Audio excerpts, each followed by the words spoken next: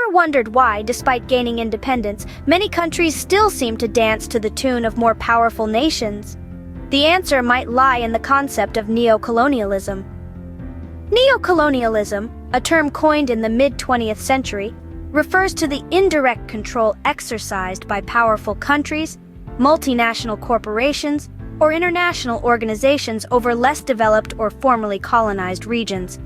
This control often takes shape through economic, political, or cultural means. Diving into the history books, the roots of neocolonialism can be traced back to the post-colonial era when newly independent nations found themselves in a complex web of economic and political ties with their former colonizers.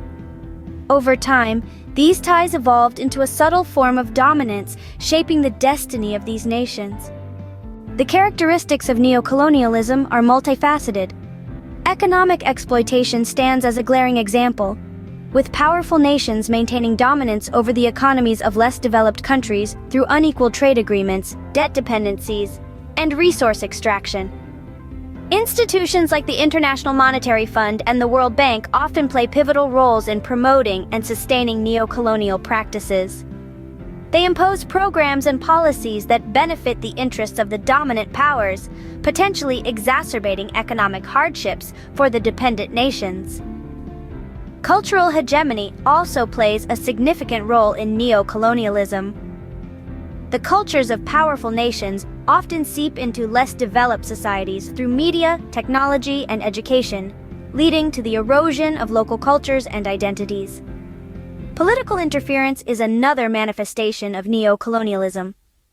Powerful nations exert control over the governance and decision-making processes of dependent nations through diplomatic pressure, conditional aid, or support for regimes that align with their interests. The effects of neocolonialism are far-reaching. It perpetuates economic dependence, hinders development, and can lead to cycles of poverty. It can result in political instability and the perpetuation of regimes that serve the interests of external powers. It can erode indigenous cultures, leading to cultural homogenization. And it can exacerbate social inequalities, widening the gap between the wealthy and the marginalized. In the contemporary world, neocolonialism remains a contentious issue. It continues to feed global power dynamics, economic relations, and social inequalities.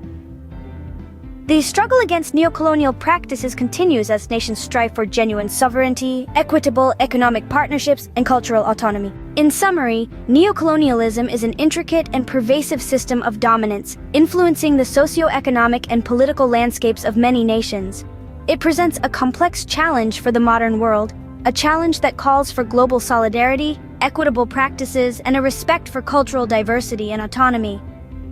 As we navigate the 21st century, understanding and addressing neocolonialism becomes not just a historical exercise, but a crucial step towards a more equitable and just world.